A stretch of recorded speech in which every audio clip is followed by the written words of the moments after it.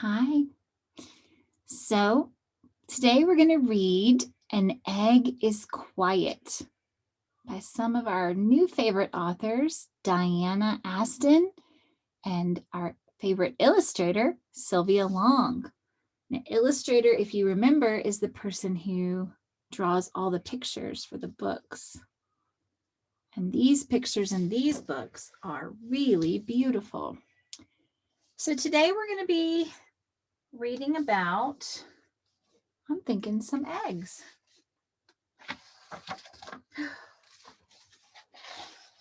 I love the first part of these books that we can see all of the pretty eggs, all of the beautiful shells. It's just amazing how different they all are. And each egg from each bird or fish or maybe a reptile or amphibian is different. And you can tell by the way they look which egg belongs to who. An egg is quiet. So this is from A Black-Necked Stilt. Wonder what it looks like. It sits there under its mother's feathers on top of its father's feet, buried beneath the sand, warm and cozy. So in this picture, beneath the mother's feathers, this is called hummingbird. This particular hummingbird is called Anna's hummingbird. This is an emperor penguin, and the penguins, the father penguin holds the egg on their feet. This is a sea turtle, and they bury their eggs in the sand. An egg is colorful. Look at all the different colors eggs come in to us. You can see, I see greens and blues, oranges, yellows. Look at all those. And white and some brown. In your refrigerator, are your eggs brown? Are they white? Or are they a different color? An egg is shapely. There are round eggs. So that's like the turtle egg. There are oval eggs. That's a beetle egg right there, that little yellow one. You see it? Kind of like, well, it's a ladybug egg, like ladybug beetle. And this says it's larger than actual size. So I bet that egg is really small because ladybugs aren't very big, are they? They are pointy eggs. So what shape is this? We know this shape. This is an ovoid shape, isn't it? Seabird eggs are pointy at one end. So if they're laid on a rock or a ledge, they'll roll around in safe little circles, but they won't roll off the cliff. That's amazing. There are even tubular eggs. So that's a dogfish egg. While most sharks give birth to live young, some sharks, like the dogfish, begin life in leathery egg cases with little tendrils. These little tendrils, these little like curly things on the end of the egg, they anchor it to seaweed so it won't get swept away in the ocean current.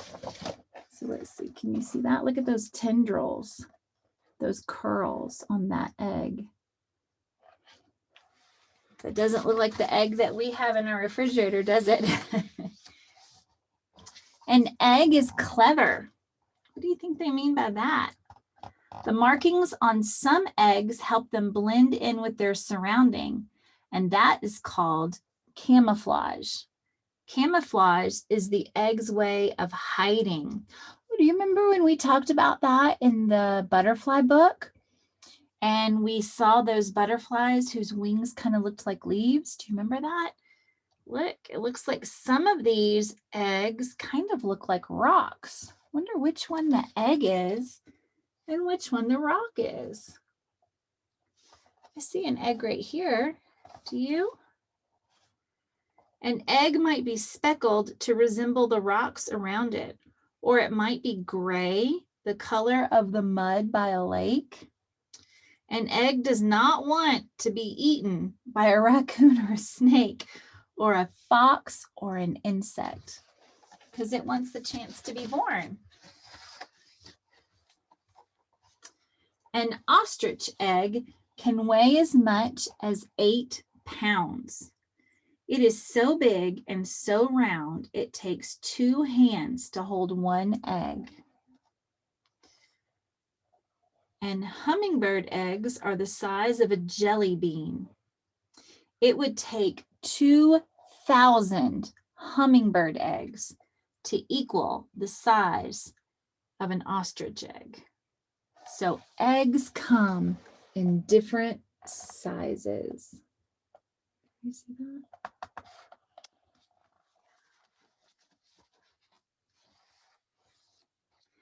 An egg is artistic. What do you think they mean by that? What do you think they mean by an egg is artistic? I think it's because the shells are works of art. They're really beautiful, huh? So I'll tell you some of these. This is a red-winged blackbird egg. And this, oh, look at the little harlequin bug. Look at those little eggs. Those are really pretty. A katydid on this right here. This is a little Atlantic salmon egg. This is an Arctic tern. So that's a bird. Yeah, beautiful. An egg is textured. There are hard eggs. Bird eggs are usually hard. And soft eggs, they are often soft and rubbery. And there are gooey eggs, like the leopard frog. So this is a bird egg, and this is an iguana egg. Amphibian eggs are gooey. The goo, the slimy stuff, helps them to keep from drying out because amphibians need to kind of stay where there's a lot of moisture and water. There are smooth eggs. Most bird eggs are smooth. So like the chicken eggs, like the ones that we have in our refrigerators that we eat, those are smooth. This is a black vulture egg. And there are rough eggs. So the eggs of cassowaries, emus, and cormorants are rough. So they have kind of like a texture to them. Maybe, I would think maybe kind of like you would feel on a rock maybe. Let's see. An egg is fossilized. The remains of creatures that died millions of years ago may become rock hard or what we call fossilized. Scientists have unearthed fossilized dinosaur eggs all around the world. Some are round and some are oblong. Some are as small as 1 inch across and some are as large as 20 inches. Scientists believe all dinosaurs hatched from eggs. So I'm going to show you so you can see. Yeah. Okay. An egg is giving. So if you remember in the book we read about seeds, we saw the life cycle of the bean. And in this one, we're going to see the life cycle of some eggs. So I see chicken for sure. What else do you see? I see a fish. Do you see the chicken? Okay. Let's read about this. An egg gives the little creature growing inside it everything it needs. The shell is its home. The yolk is its food. The egg white or albumin is its pillow. The shell is covered with teeny tiny holes which allow air to enter. So you can see inside this little egg. Remember, the shell is the home. The yolk or the yellow part is the food. This white part in the middle is the what? The pillow. It keeps that little tiny creature growing inside and safe.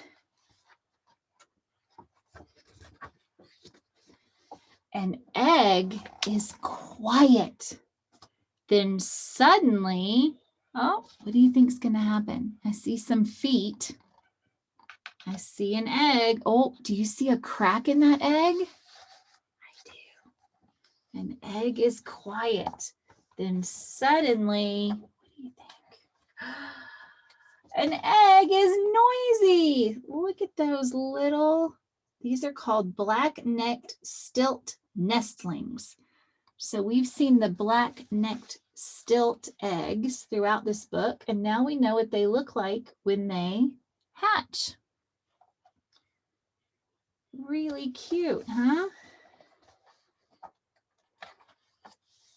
And these, remember we saw the eggs in the beginning? These are all the birds and creatures, fish and reptiles and amphibians that laid those eggs. Do you see any that you recognize?